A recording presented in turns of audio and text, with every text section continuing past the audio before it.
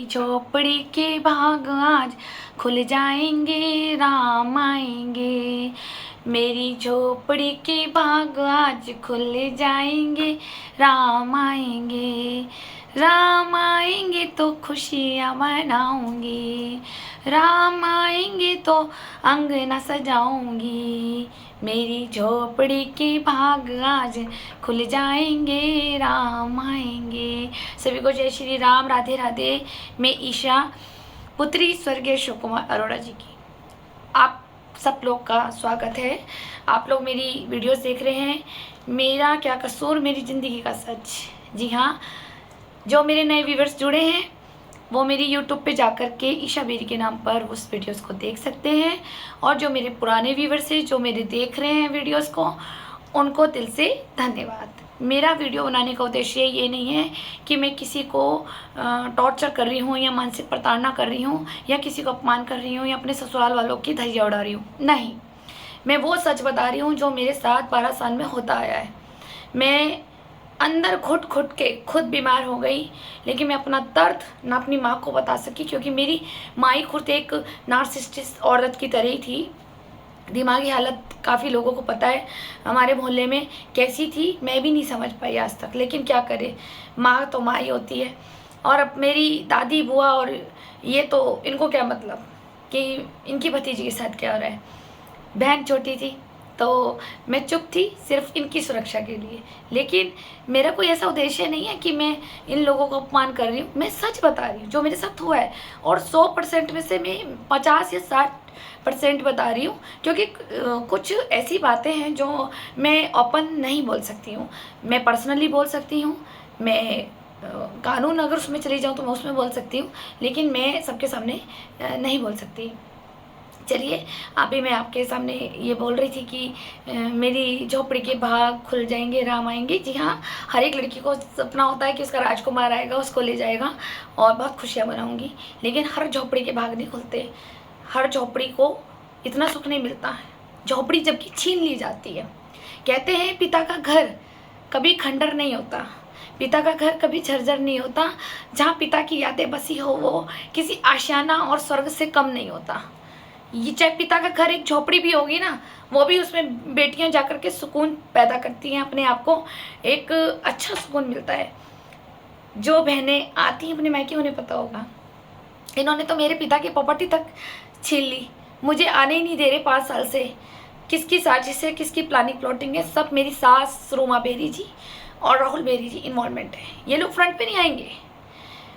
इनकी planning plotting में इन्हीं के साथ रह के सीखी हूँ, पर मैंने उसको प्रैक्टिकल रूप नहीं दिया। मैंने प्रैक्टिकल रूप क्यों दूंगी, मैं इनकी जैसी नहीं हूँ। अब मैं आपको आगे का वो सच बताती हूँ, मेरा क्या कसूर मेरी ज़िंदगी का सच। आपने पार्ट 26 देखा होगा कि मुझे फूलों की चोरी करनी सिखाई मेरी सास ने, और मेरे पिता पे एलिगेशन लगाया कि मेरा बाप चोर था और मैं गरीब घर की थी। अब उसके आगे की स्टोरी। 2012 में दिवाली आ गई थी, 13 नवंबर की दिवाली थी। वो दिन मैं नहीं भूलती कभी भी। तो मैं 12 नवंबर को मार्केट जा कर के, भाई वो भी तो रस्म निभानी है, पहली दिवाली थी।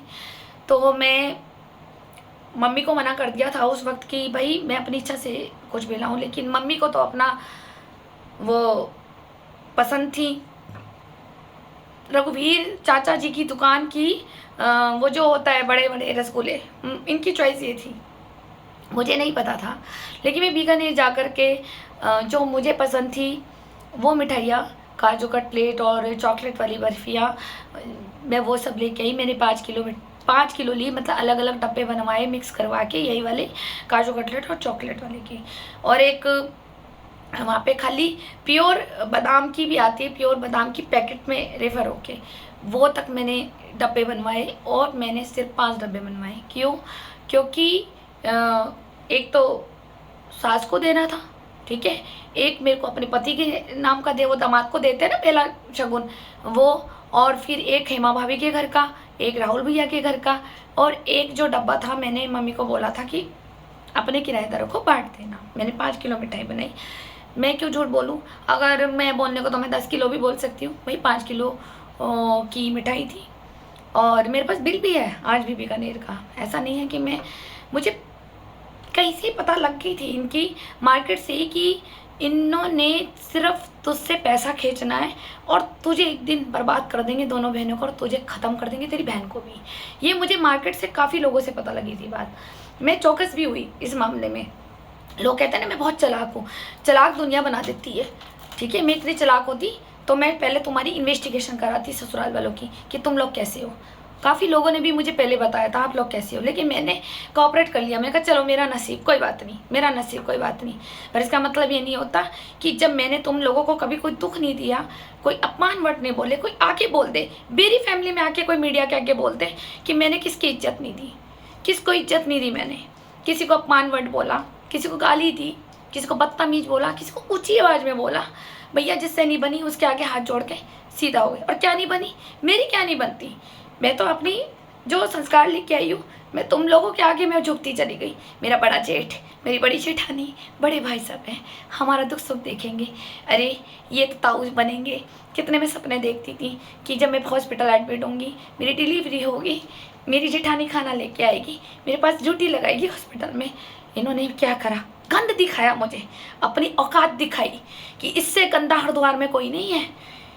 इन्होंने खुद दिखाया कि हमसे गंदा कोई नहीं है। जिस परिवार में तू आ गई, मैंने कितने अरमान देखे थे, कितनी इज्जत करती थी मैं अपनी बड़ी जेठानी की।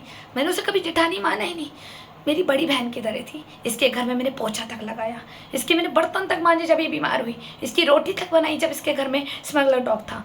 डॉग की भी रोटी बनवाई इसने कि मेरे को दिक्कत हो रही है सर्वाइकल की और मेरे से गर्दन नहीं घूम रही है, तू खाना बना दे आके। मैंने तो अपनी बहन समझ के करा था इनके घर में, और इन्होंने मुझे क्या समझा, पाँव की जूती, कि तेरी औकात यह है कि तू हमारे घर में बर्तन मांजती है, तेरी औकात यह है कि तू हमारे घर में झाड़ू पोछा करती है। ये मेंटालिटी के तो लोग हैं ये। मतलब इनके घर में अगर मदद करो, काम करो, तो हम 2 टके के आदमी हैं। हमारा कोई क्लास नहीं है, कोई क्लास नहीं है, और है अनपढ़। क्यों आया ये मतभेद? क्योंकि मैं सास की पसंद की थी, मैं सास की पसंद की थी। चारों दीदी ने मेरा रिश्ता कराया था, पंजाबी थी। मेरी बड़ी भाभी पंजाबी नहीं है, वो गढ़वाली है, कमौनी, और मेरी दूसरी भाभी भी कमौनी है। जबकि मैंने कभी जातिवाद को लेकर के कभी कुछ ऑब्जेक्शन नहीं उठाया। भैया ठीक है, मेरा परिवार है, मेरी जेठानियाँ खुश हैं, मेरे जेठ के पास आई है, मेरे से पहले तो वही आई है ना। मैंने तो कुछ नहीं वो करा कि भाई तुम अलग बरादरी के हो। मैंने तो आपको वो सम्मान दिया कि अगर जो एक नियम बनते हैं, ठीक है, वो नियम मैं पूरे कर रही थी अपने पिता के जाने के बाद, जो मेरे पिता को करना चाहिए। काश मुझे एक अच्छा परिवार मिलता, तो वो कितने खुश होते कि कितनी अच्छी बहू मिली है, कितना अच्छा खाना बनाती है, कितनी संस्कारिक है, कितनी पूजा करती है, कितनी पढ़ी लिखी है, कितनी एजुकेटेड है। अरे मेरी तो माँ सम्मान होती। वही बात होती है ना कि जिन लोगों की खुद की इज्जत नहीं, वो बहू की इज्जत क्या करेंगे। और बहू तो छोड़ो, ये दूसरे की लड़कियों को ला करके परेशान करते हैं।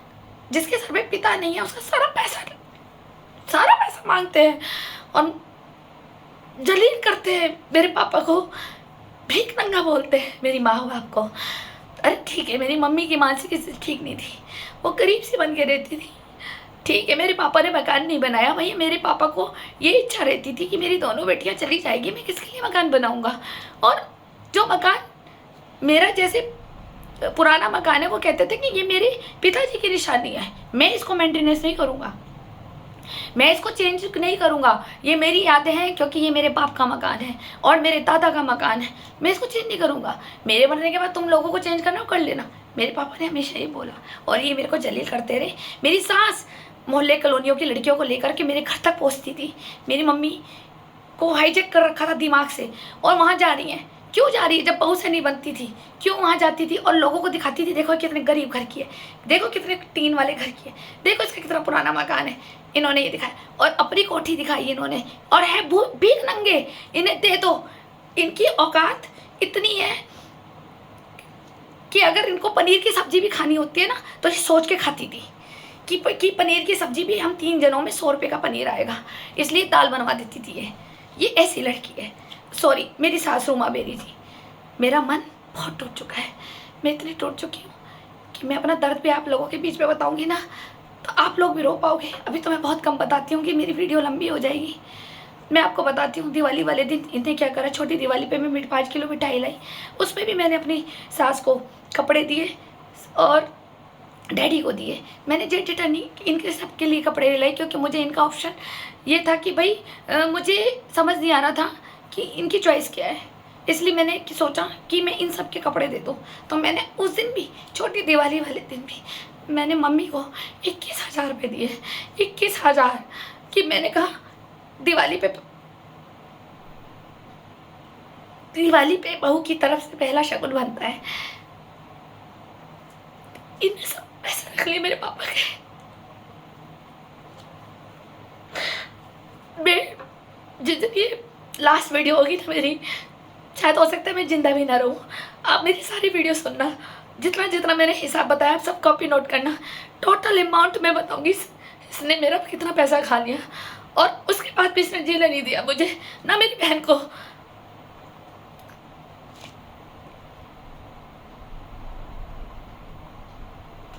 मुझे बहुत परेशान किया, सिर्फ इसलिए कि मेरी फैमिली में कोई नहीं है, मुझे कोई बचा नहीं सकता। दिल अपनी जान की सुरक्षा करती हूँ मैं, अपने पति की करती हूँ। कब राहुल बेरी हमें मरवा दे, कब रोमा बेरी मरवा दे, क्योंकि रोमा बेरी ने तो मुझे पहले भी कहा था कि मेरे पास ऐसा व्यक्ति है जो घर में ही मार काट करके जमीन में गाड़ देता है, मैं तुझे उससे मरवा दूंगी। मैं दिल बढ़ती रही, मेरा दिल कमज़ोर हो गया डर के, मैं एंग्जाइटी की शिकार हो गई, डिप्रेशन मुझे हो गया। मैं सिर्फ क्यों मेरी बहन ना मारी जाए, मेरी मम्मी ना मारी जाए, और पुलिस इनकी, नेता इनके, कोई मेरी मदद नहीं कर रहा है। जहाँ जाऊँ इन्हीं के मिलते हैं सब। मुझे इर्द गिर्द सारी चौकियों में नचा देते हैं, और मुझे पागल घोषित करने में लगे हुए कि मैं पागल हो जाऊँ, और बहू पागल हो जाएगी तो बाप की प्रॉपर्टी तो आसानी से खाएंगे। बहन मेरी मिल नहीं रही 5 साल से, यही नहीं पता कहाँ है।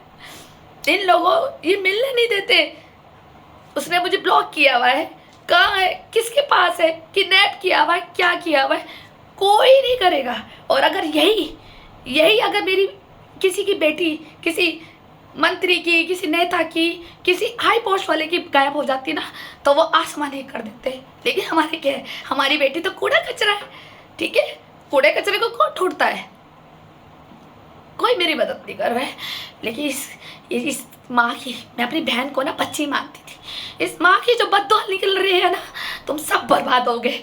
देख लेना तुम, मैं जिंदा रहूं या नहीं रहूं, मेरे को फर्क नहीं पड़ता मरने से, जाना सबको है, जान सबने देनी है भगवान के आगे, जहाँ से आए हैं वहाँ जाना है, टिकट सबकी लगी हुई है। लेकिन मेरी बद्दुआ तुम सबका वंश बर्बाद कर देगी, तुम सबका वंश बर्बाद करेगी। तुम लोगों ने मेरी लड़की बर्बाद करी है ना, तुम लोगों का वंश बर्बाद होगा, और उस वक्त तुम याद करोगे मुझे, क्योंकि मैं जिंदा रहूं चाहे ना रहूं। आज मैं बहुत इमोशनल हूँ। जिसे पता होता है कि जिसकी बच्ची गायब हो और उसकी कोई मदद ना कर रहा हो, कोई बात नहीं, मैं ही तो नहीं देख पा रही हूँ अपनी बहन को, परमात्मा देख रहा है। एक दिन न्याय होगा, और ऐसा जोरदार थप्पड़ पड़ेगा तुम लोगों के मुंह पे, तुम सब बर्बाद हो जाओगे, जो तुम प्लानर प्लॉटर हो। अरे तुम्हें मकान खाना है ना मेरे बाप का, अरे खा लो, सामने आओ ना, क्यों छुपे पड़े हो, सामने आओ। भूमि माफिया लोगों, बेटियां वारिस नहीं होती, तुम्हारी अपनी बेटियों के गले दबा के फेंक दो ना, लड़के पैदा करो समाज में, आए मोहल्ले में फैलाते हैं हम, बेटियां वारिस नहीं होती। अरे कौन सा कानून और कौन से एक्ट में लिखा है बेटियां वारिस नहीं होती? हमने अपने माँ बाप की सेवा करी, दादी की सेवा करी, हमने खून पसीना बहाया है। आप लोग हमें ये बोलते कि हम वारिस नहीं होती और हड़प लो। कम से कम मुसलमान भाई ऐसे नहीं करते। यहाँ पे तो हिंदू का दुश्मन है, लेकिन मुसलमान भाई कभी भी अपने भाई के, अपने उसमें बरादरी में कभी नहीं करते परेशान। अगर यही कांड एक मुसलमान भाई की बेटी गायब होती ना, तो पूरे मुसलमान भाई एक हो जाते। लेकिन हमारे हिंदू खुद ही हिंदू को काटने में लगा हुआ है, एक हिंदू ही हिंदू को बर्बाद कर रहा है। सबको पता है मेरी बहन का है, लेकिन मुझे मिलने नहीं दे रहे हैं, ताकि मैं तड़प तड़प के मर जाऊं उसके लिए। मुझे तो बचाने वाला मेरा भगवान है, तुम मरने की दुआ कर रहे हो, है ना?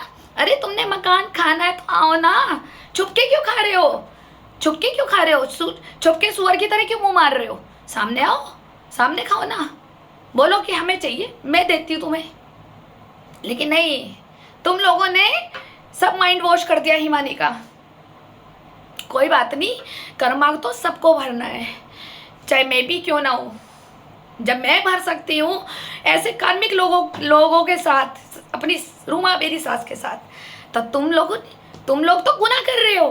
तुमने तो बीज लगा लिया, उसका तो फल का इंतजार करो आप लोग। पता नहीं कहाँ किसको कैसे भुगतना पड़े। आप लोगों को शर्म नहीं आती, फिर कहते हो हमारा देश एक नहीं होता, हमारा राष्ट्र एक नहीं होता। कैसे होगा जब हम ही आपस में एक दुश्मन बने पड़े हैं। अरे पहले एक मोहल्ले की लड़की सबकी बहन होती थी, आजकल तो राक्षस हो गए एक मोहल्ले में। कब बेटी बड़ी हो और कब वो जवान हो तो पड़ोसी नज़र रख लेता है कि अरे ये तो जवान हो गई, और दूसरे को भी बताएगा उसकी लड़की जवान हो गई। ये है आजकल के भूम माफिया, हमारे मोहल्ले के लड़के। अरे तुम भाई हो, शर्म करो। है एकजुट होकर के मेरी बहन को तुम सब मिलके ला सकते हो, लेकिन नहीं। 5 साल से ताला लगा हुआ था तो किसी एक मोहल्ले वाले ने मुझे फ़ोन नहीं कहा कि तेरी बहन ताला लगा के रखती है। वाह, कोई बात नहीं, आज मैं भुगत रही हूँ ना, कल तुम्हारे साथ भी होगा। टिट फॉर टैट है, जैसी करनी वैसी भरनी, ये तो नियति का है। मैं आपको दिवाली की बात बता रही थी कि मैंने अपनी सास को, मैं क्यों बता रही हूँ ये सब, क्योंकि मेरी सास मुझे एलिगेशन लगाती मैं गरीब घर की लड़की हूँ। मैं एक टैक्सी चालक काका ड्राइवर की बेटी थी। मैं इसलिए ये वीडियो बना रही हूँ क्योंकि मैं एक बेचल एम्प्लॉय अशोक कुमार अरोड़ा की बेटी हूँ। हाँ, मेरे दादाजी का नाम काका किशन दास काका है। इसका मतलब ये कोई कि मैं किसी काका चालक ड्राइवर की बेटी हूँ। अपने गिरेबान पे पर्दा डालने के लिए कि हमें अच्छे खानदान की बहू मिली है, तो मुझे नीचा दिखा दिया इस औरत ने। है घर मेरा पास में, क्या छुपा रही थी, क्या झूठ बोल रही थी। परमात्मा से भी नहीं डरी।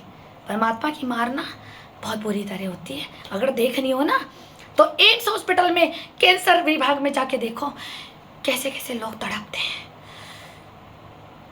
तुम लोगों ने मुझे नाजायज पर बदनाम कर दिया बिना बात पे, चाहे वो मेरी मौसियाँ हो, चाहे वो मेरी मौसियाँ हो, चाहे मेरी बुआएं हो, लेकिन मेरी बुआओं ने मुझे बदनाम नहीं करा। ये रियलिटी है। मेरी बुआ ने कभी मुझे गंदी बका, मेरी चारों बुआओं ने, ना मेरी चाची ने, जबकि चाची से हमारी कोई पटरी नहीं खाती थी, लेकिन मेरी चाची ने भी मेरे लिए कोई गलत आरोप, एलिगेशन या गलत चरित्र के लिए उंगली उठाई है। लेकिन मेरी मासियाँ तो महान निकली। ये धंधा करती है, ये धंधा करती है, ये धंधा करती है, और यही बात सुनकर मेरी माँ रोज़ मुझे मारती थी, जबकि मैं गुरुद्वारे जाती थी। गवाह है वहाँ के पाठी जी, वो बताएंगे मैंने कितनी साल वहाँ पे सेवा करी है। अरे भैया, अपना पुण्य कोई, मैं बताती सबको, ढिंडोरा पिट के जाती मैं कि मैं गुरुद्वारे जाती हूँ। मैं पैदल जाती थी, पूरा बाजार जानता है, पूरा पोस्ट ऑफिस के जो दुकानदार है ना वो सब जानते हैं कि मैं डेली बिल्केश्वर और डेली मैं गुरुद्वारे जाती थी। कभी कभार मेरी तबीयत खराब हो जाए या मैं आउट ऑफ सिटी गई हूँ, मैं तो नहीं गई हूँ, आप मेरी छानबीन कर सकते हैं। अरे मैंने तो अपनी ज़िंदगी भगवान के हाथ लगा दी थी, और इसी भगवान की भक्त की तुम लोगों ने मेरी बच्ची बर्बाद कर दी, तो सोचो तुम्हारा वंश जिंदा होगा आगे। तुम्हारे पितर भी तुम्हें गालियाँ देंगे कि गलत को देख रहे हो और बर्दाश्त कर रहे हो, और जो गलत कर रहे हैं तो सोचो उनकी पीढ़ियाँ कितनी बर्बाद होगी। कोई बात नहीं, मेरे परमात्मा सब देख रहे हैं, ठीक। और ये जो मेरे पे एलिगेशन लगता है ना, गरीब घर की हूँ, इस गरीब घर की औकात बता रही हूँ मैं कि मैंने दिवाली, छोटी दिवाली पे 21,000 दिए थे, 5 डब्बे मिठाई के और कपड़े, ठीक। उसके बाद इन्होंने मुझे क्या दिया दिवाली पे, सिर्फ 500 रुपये कि ये ले अपनी दिवाली खा लियो। दिवाली पे जैसे चरण छूते हैं ना, वो गिफ्ट दिया मैंने, सारा सामान दिया। मम्मी ये मेरे पापा की तरफ से, हाँ ठीक है। मैंने कहा आप बांट देना अपने तरीके से, 21,000 रुपये, बाकी आप देख लो बड़े भाई सबको कितना देना वो देना, मेरे को कोई आइडिया नहीं है। क्योंकि अब इधर दादी नहीं बोलती थी, इधर मेरी माँ नहीं बोलती थी, इधर कोई मासी बुआ नहीं बोल रही, मुझे कोई आइडिया ही नहीं था कि मैं बड़े जेठ को कितना दूँ, बीच वाले जेठ को कितना दूँ, कोई आइडिया नहीं था। मैंने तो इसको अपनी माँ बनाया था। अगर ये मुझे प्यार करती, मेरा तो नेचर ऐसा है कि मैं तो अपनी किडनी लिवर भी दे दूँ किसी को बचाने के लिए, लेकिन इसने मुझे बिना गलती के मुझे रोज़ रुलाया। इसने रोज़, कोई दिन नहीं जाता था जिस दिन ये मेरा अपमान नहीं करती थी, मेरे पापा का नहीं करती थी, क्योंकि खुद तो अपने पति की इज्जत करती थी ये। आप लोग जानते हो कि खड़खड़ी में मेरे ससुर की कहाँ इज्जत करी, वो भी बेचारे 15-20 साल से वो अकेले वहाँ गौरव भैया के पास पड़े रहते थे। कहते बुढ़ापे में पति पत्नी साथ रहते, दुख सुख बांटते। अरे अगर पटरी भी दिखाती तो भी एक दूसरे के सहारा होते हैं ये। लेकिन मेरी सास को तो अंदर चकला चलाना था ना। ससुर को पता लग गया तो अब मुझे पता लग गया, तो मेरे साथ बदले पे बदले नहीं पूरे हो रहे आज तक। कभी किसको लड़ने के लिए तैयार कर देगी, कभी किसी को कर देगी और तमाशा देखती है। मैं इससे पूछूं रूमा बेरी से और राहुल बेरी जी से, मेरी बहन गायब है, तुम लोग मेरे परिवार के हो, मेरे बड़े भाई हो, मेरी माँ हो, तुम क्यों नहीं मेरी लड़की आगे ला रहे हो, क्यों नहीं ढूंढ रहे हो? पुलिस में तो तुम्हारी बहुत है, होटल है तुम्हारे यार, तुम्हारी पुलिस तो तुमने खुद कहा था हम तो जेब में लेके घूमते हैं। तो फिर जेब में लेके घूमते हो तो आप क्यों नहीं छानबीन करा रहे मेरी बहन की? बताए ना मेरी बहन कहाँ है। मुझे तो बड़ा बोल रहे थे कि इसको यही नहीं पता कि इसकी चिड़िया कहाँ दाना चुग रही है और कौन से बिल में बैठी है। आपको सब पता है, क्योंकि वो बिल भी आपका था और चिड़िया का दाना भी आपका था। ठीक है, बेटी तुम्हारी भी है, ध्यान रखना। बदल कर जाता है कर्मा, किस रूप में जाए ये नहीं पता। ठीक है, मैं भक्तों ईमानदार, अगर मैंने गुरुद्वारे की सेवा करी है ना तो मेरी ये सेवा खाली नहीं जाएगी। तुम सबको बर्बाद कर देगी मेरी बद्दुआ। जितने भी मेरी बहन के प्लानर प्लॉटर है, चाहे वो मोहल्ले के हैं, चाहे वो मेरी फैमिली के मायके के, चाहे मेरे ससुराल के हैं, चाहे भूम माफिया है, कोई भी हो, अपनी बर्बादी देखते जाना। और ऐसी बर्बादी होगी तो तुम्हें बवासीर का दर्द भी होगा, लेकिन किसी को बता नहीं पाओगे तुम लोग। मुझे याद जरूर करोगे कि इसकी बद्दुआ खा गई हमें।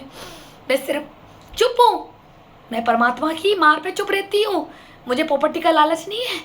5 साल से मैं उस घर में नहीं गई, सिर्फ इसलिए कि मेरी बहन रह रही। कोई बात नहीं, मेरे पापा का मकान है, बहन रहे मैं रहे, क्या फ़र्क पड़ रहा है? मेरी तो औलाद ही नहीं है। देना तो मुझे इससे सब कुछ था, पापा का मकान भी, अपने जेवर भी, अपना गंगा विहार वाला मकान भी, देहरादून वाला मकान भी, देना तो मुझे इसे था। सिर्फ वेट ही तो कर रही थी मैं कि दामाद आ जाएगा तो चलो इसको मैं सब कुछ वारिस कर दूंगी। लेकिन नहीं, तुम लोगों ने वो लड़की बर्बाद कर दी। तो अपनी बारी का इंतज़ार रखना। मैंने तो अभी कुछ किया नहीं था, तो ये हाल देखना पड़ रहा अपनी बहन से मुझे। लेकिन आप लोगों ने किया है ना, तैयार रहना। बबूल का पेड़ बोया है तो कांटे तो तुम्हें भी चुभेंगे। ध्यान रखना, जो दर्द आज तुम मुझे दे रहे हो ना, वो दर्द परमात्मा तुम्हें 100 गुना लौटाएगा। याद रखना आप लोग, क्या होता है किसी की बेटी को बर्बाद करने का। और रही, ये मेरा दिवाली एपिसोड था, इसीलिए मैंने आपको बताया कि मेरी ये कहानी बहुत दर्दनाक है। ठीक है, धन्यवाद। फिर मिलते हैं नेक्स्ट वीडियो में।